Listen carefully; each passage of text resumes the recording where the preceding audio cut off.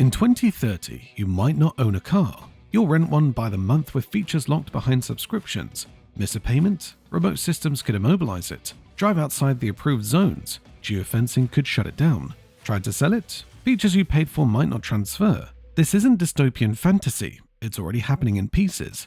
BMW tested charging £15 monthly for heated seats already installed in your car before customer backlash forced them to retreat. Mercedes offers £750 yearly to unlock acceleration you already own. Same motor, just software limited power. Tesla once remotely removed autopilot from a used Model S after resale, sparking outrage before they reversed course. The subscription trap isn't coming. Pieces of it exist right now, and manufacturers have built connectivity infrastructure into most new cars that enables remote control capabilities they're only beginning to exploit.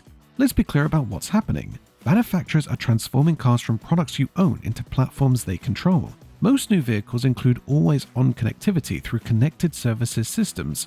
While EU eCall emergency systems have been mandatory since 2018, manufacturers layer additional telematics on top that connect to their servers continuously.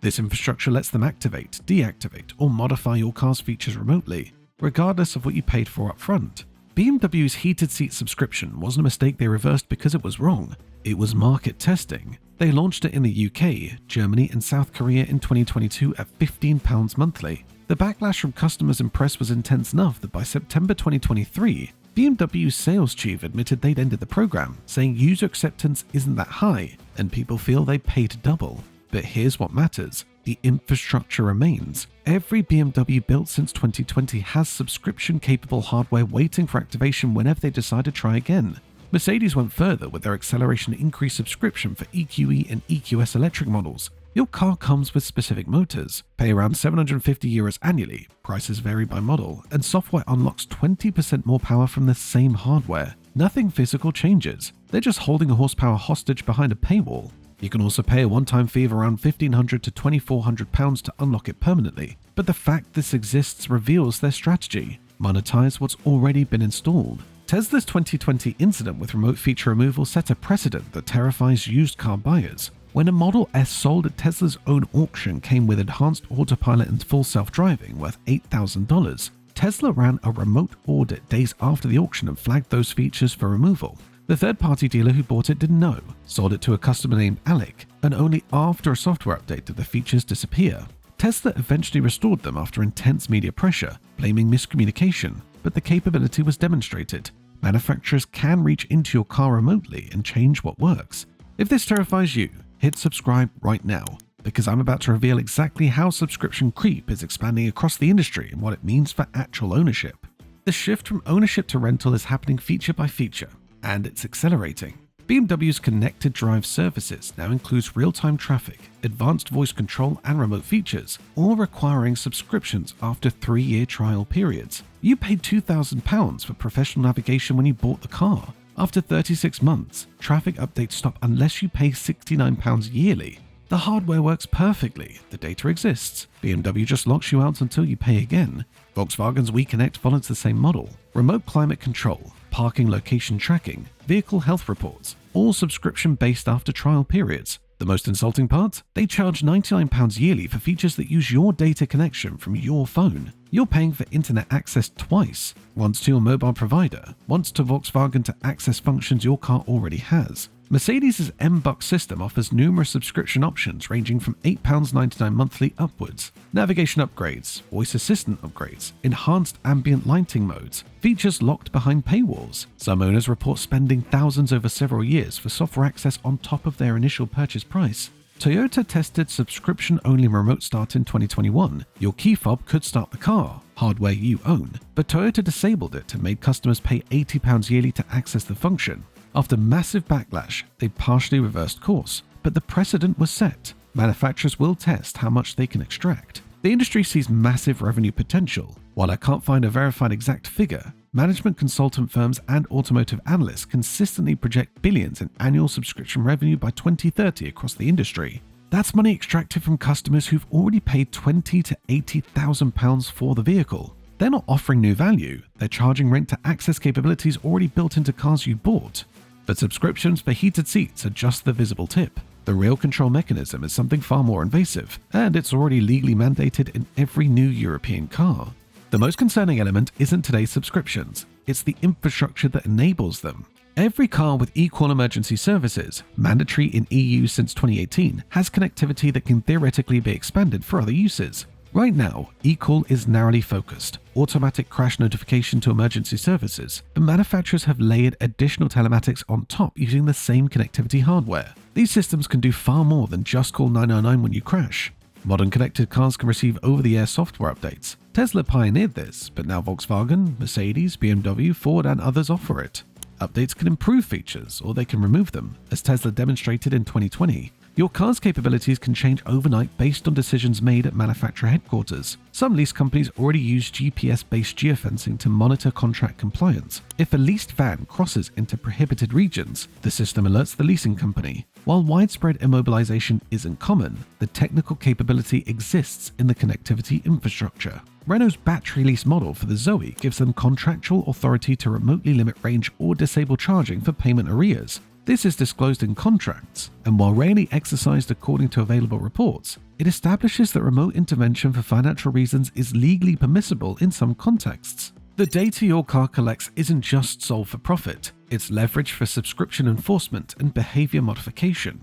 BMW piloted usage-based insurance in Germany that monitored driving through connected services. Aggressive acceleration, late-night driving, harsh braking, all factored into insurance pricing. The concern many raised, the discount for safe driving can function as a penalty system where normal driving costs more than traditional insurance. Some leasing companies implement mileage-based billing using GPS data. Your lease allows 15,000 kilometers yearly, but the car transmits exact mileage continuously. Exceed limits, and billing adjusts automatically. Consumer groups have raised concerns about transparency and disputes in these systems. The insurance industry wants mandatory telematics. UK insurers have lobbied for telematics capability in all new vehicles, framing it as personalized pricing. Translation: they want manufacturer data access to price risk dynamically based on individual behavior. Your insurance premium could be a subscription that adjusts based on how, when, and where you drive. And here's where the pieces connect into something genuinely dystopian. When you combine remote control, subscription dependency, and constant surveillance, you get a future where car ownership means something completely different than what it does today. Electric vehicles amplify subscription dependency because they lock you into manufacturer ecosystems for charging, battery management, and basic functionality. Tesla's supercharger network requires authentication through Tesla servers. If your account has issues, billing disputes, or if Tesla decides to deny access for any reason, you can't charge at superchargers. Your expensive car becomes dependent on a company's server infrastructure and their decisions about access.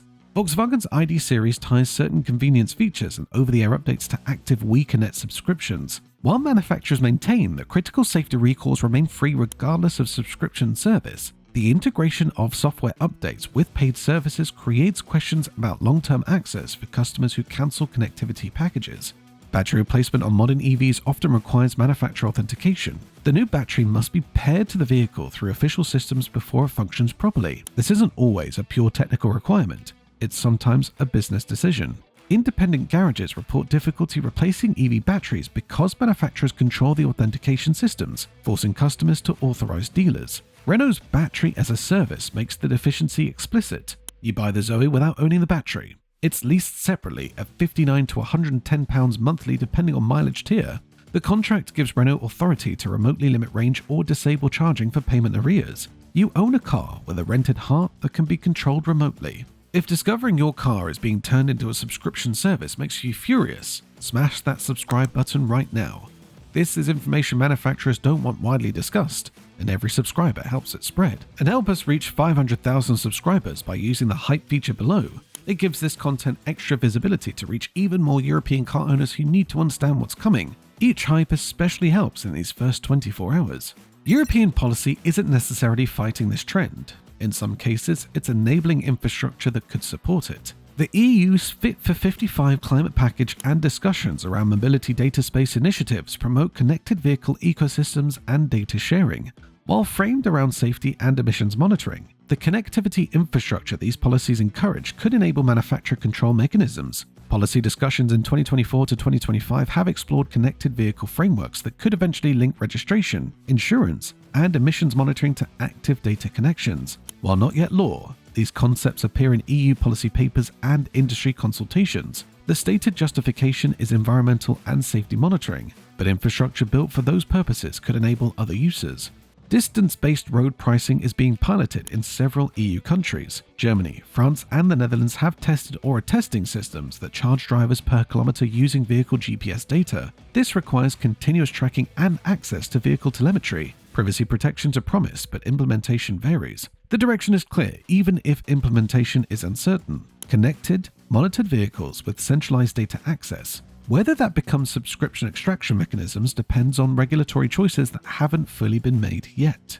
Let me paint you a plausible picture based on current trends. This is speculation built on existing technology and announced corporate strategies, not guaranteed prediction. You might not buy cars, you'd subscribe to mobility packages. Instead of £30,000 purchase price, you'd pay £399 monthly with usage limits, 1,500 kilometers allowance, no international travel without upgrades, geofenced to approved regions. Want more kilometers? Pay per kilometer fees. Want to drive internationally? Temporary geographical access upgrades. Missed payments and escalating responses could include feature deactivation before immobilization. First warnings, then non-essential feature locks, infotainment, climate control, then inability to start. Some theorize automated recovery, though this remains speculative. Independent repair could be practically impossible if all components require manufacturer authentication to function. Serialized parts that need official pairing to your VIN through proprietary systems. Labor costs triple because competition is eliminated through technical restrictions. Vehicle transfers could require manufacturer authorization and fees. Digital identity systems might not automatically transfer subscriptions. The next owner pays again or loses features permanently. Constant reporting could be normalized. Speed, location, driving behavior all transmitted continuously for insurance pricing, road charging, and compliance monitoring. Privacy becomes obsolete because connectivity is legally required or practically necessary.